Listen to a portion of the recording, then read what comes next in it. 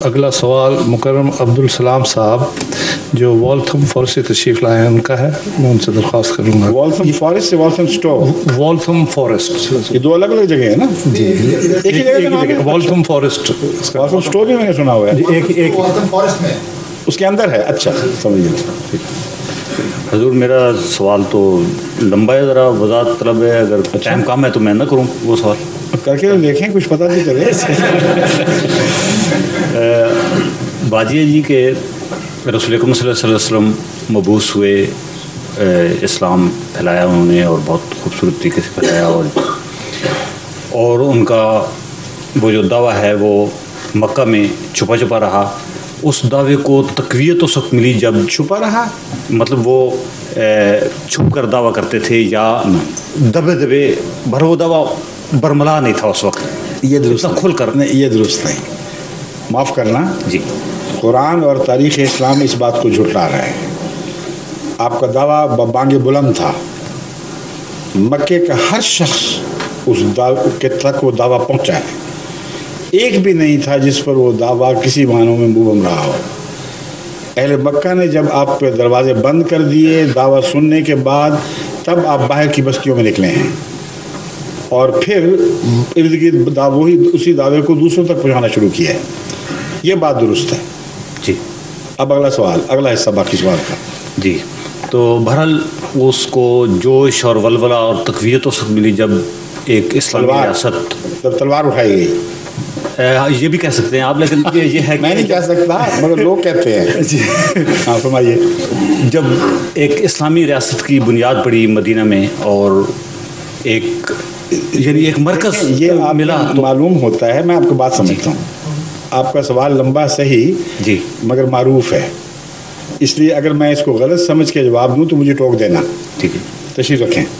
ٹھیک۔ یہ سوال زیادہ تر مودودی کتب کے مطالعہ سے ابھرتا ہے، کیونکہ مودودی صاحب نے لکھا کہ آن حضرت صلی اللہ علیہ وآلہ وسلم نے واضح و نصیحت کے سارے ذرائع استعمال کر لیے، حکمت اور پیار سے سمجھانے کی جتنی تدبیریں تھیں اختیار کی، جب وہ ناکام رہی اور نصیحت بیکار گئی، تب جب تلوار ہاتھ میں لے کر آپ نکلے ہیں تو صدیوں کے زنگ اس تلوار نے کاٹ دیے، اور یہ فتح اسلام ہے ان کے نزدیک۔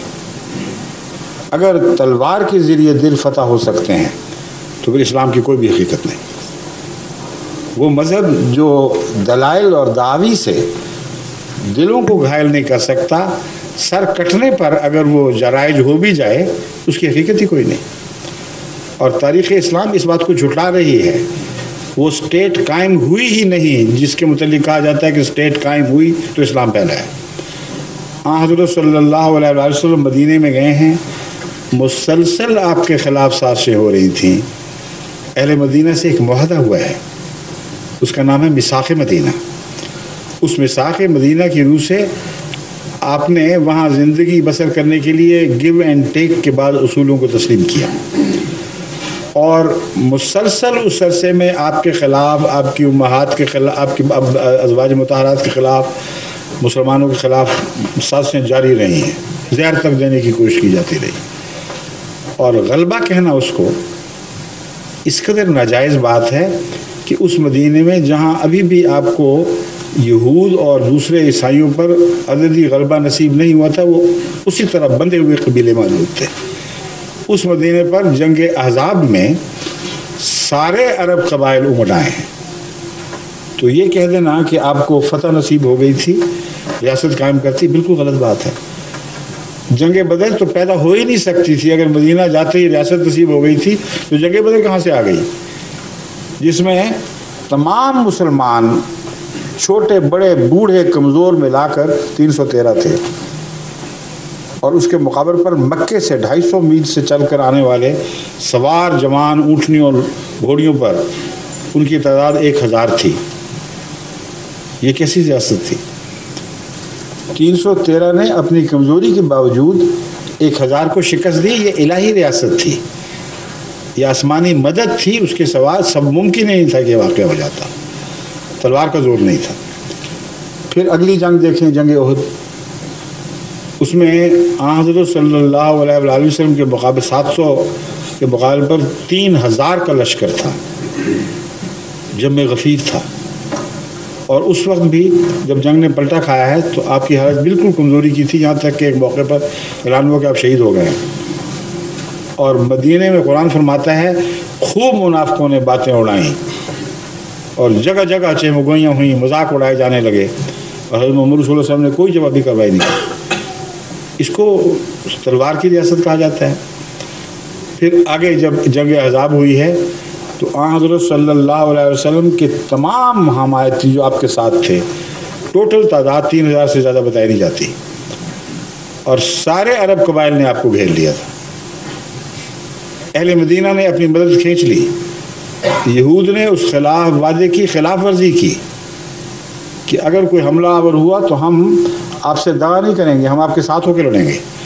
ساتھ لڑنا تو درکنار، ان سے سازشیں کیں اور پیٹھ میں چھرا گھونٹنے کی کوشش کی، تب وہ واقعات رونما ہوئے ہیں جو بنو قریظہ وغیرہ کو سزائیں ملی ہیں۔ تو اس کو کون اسلامی ریاست کہتا ہے؟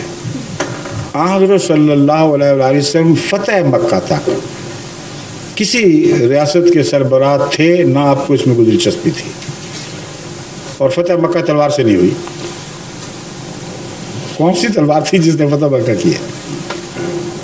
حکم تھا کہ تلوار چلائی نہ جائے، اور خدا کا وعدہ ہے اور ضرور میں فتح کروں گا۔ حیرت انگیز ہے کہ وہ مسلمان جن کی تعداد صرف 3 سال پہلے تک کلہم 3000 سے زیادہ نہیں بنتی تھی، 10,000 کا لشکر بن کر مکے پر واضح ہوئے، اور اہل مکہ پھر بھی اکثریت میں تھے۔ لیکن جیسا کہ خدا کے رسول نے پیشگوئی فرمائی تھی، لڑائی کے ذریعے نہیں، اللہ تعالیٰ کے روب کے ذریعے میں فاتح ہوں گا۔ چنانچہ تلواریں نہیں چلیں سوائے ایک آدھ کے جو استثنائی واقعات ہوئے ہیں، اور فتح مکہ ہو گئی۔ فتح مکہ کے بعد کسی کو مجبور نہیں کیا کہ دین بدلو ورنہ تمہیں قتل کریں گے، ایک بھی واقعہ نہیں۔ اس لیے یہ جو تصور ہے یہ آپ کے ذہن میں بعض آج کل کے علماء نے غلط ٹھونسا ہوا ہے، جو اسلام کی شان کے منافی ہے، اس کی تائید میں نہیں۔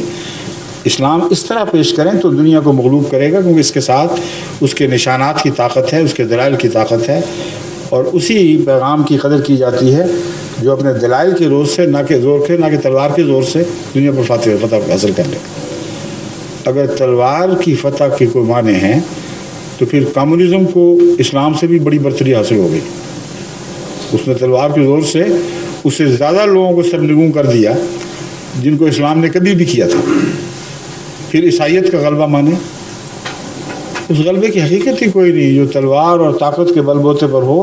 غلبہ وہ جو دلوں کا غلبہ ہو، اور حضرت محمد رسول اللہ صلی اللہ علیہ وسلم کا غلبہ قرآن کا غلبہ اور دلوں کا غلبہ تھا۔ یہ ہمارا ایمان ہے۔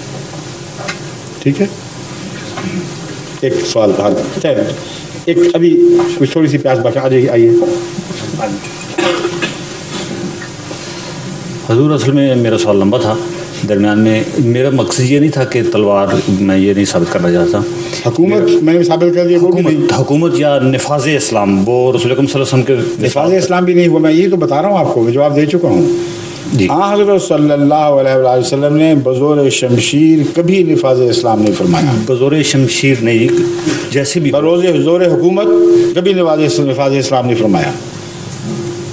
اسلام ان لوگوں پر نافذ ہوا ہے جو دل سے قبول کر گئے تھے، اور جو نہیں قبول کر گئے تھے ان پر ریاست اسلام اس لیے نافذ نہیں کر سکتی تھی کہ قرآن کریم فرماتا ہے صبح آتے تھے، مانتے تھے، شام کو مرتد ہو کے نکل جاتے تھے، فرماتا ہے کہ نہیں؟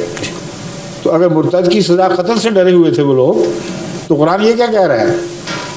اس لیے کوئی جبر نہیں تھا، لا اکراہ فی الدین، کھلی چھٹی تھی، آؤ تو شوق سے آؤ، جاتے ہو تو شوق سے جاؤ، خدا پکڑے گا تمہیں۔ اس لیے نفاذ اسلام زبردستی ہو ہی نہیں سکتا تھا۔ نفاذ اسلام کرنے کی کوشش کرتے، کسی کا دل نہ چاہتا تو کہتا میں مسلمان ہی نہیں۔ اور نفاذ اسلام کی سختیاں دیکھ کر پھر وہ کون پاگل تھا جو مان رہا تھا، کیونکہ نفاذ اسلام میں جو سختی ہے وہ جب تک دل نہ مانے وہ انسان قبول کر ہی نہیں سکتا۔ باقی تاریخ تو الجھی ہوئی ہے نا. آج کی تاریخ آپ کے سامنے پاکستان, وہاں نفاذ اسلام ریاست نے قائم کرنے کی کوشش کی تھی کہ نہیں؟ اب یہ کل کا واقعہ ہے. ضیاء جب ابھی زندہ تھے, ریاست کی طاقت سے وہاں نفاذ اسلام کرنے کی کوشش کی گئی ہے کہ نہیں کی گئی؟ ضرور کی. کیوں نہیں ہوا؟ کہاں نافذ ہوا ہے؟ لڑکانے میں یا کسی اور علاقے میں, یا کراچی میں ہو رہا ہے آج کل نفاذ اسلام, یا لاہور میں, یا دن بدن جبر اور قتل و غارت کے واقعات بڑھ رہے ہیں. یعنی فضی دنیا میں نہ رہیں, خدا کے لیے نیچے اترے, آنکھیں کھول کے دیکھیں کہ ہو کیا رہا ہے. ایسا نفاذ اسلام جو جبر سے ہو یا نفاذ دین, وہ ناممکن ہے کہ باقی رہ جائے, اور کبھی بھی وہ قائم نہیں ہو سکتا. نفاذ اسلام حضرت محمد رسول اللہ نے تکلیفوں کے راستے سے کیا ہے, بڑی محنت فرمائی ہے ان لوگوں کی اصلاح کے لیے. اتنا ان کو پاک باز کیا کہ جان کی بازیاں کھیل گئے اور ایمان سے نہیں پیچھے ہٹے, اپنا سب کچھ لوٹا دیا, اپنی سرداریاں چھوڑ دیں. اس کو نفاذ اسلام کہتے ہیں. اس کے بعد جبر کی ضرورت ہی کوئی نہیں. جب دل مان گئے کہ میاں بھی راضی, کیا کرے قاضی. ٹھیک ہے, شکریہ صاحب. حضور یہ آخری سوال تھا. شکریہ, جزاک اللہ. وہ ایک صاحب سے میں نے کہا تھا اگر وقت ہوا تو ان کو, اگر دیکھیں بات سنیں, وقت تو گزر گیا ہے, اگر ہمارے دوست اجازت دیں تو ان کو بڑا ایک سوال آیا ہوا ہے. اجازت ہے؟ جزاک اللہ, شکریہ.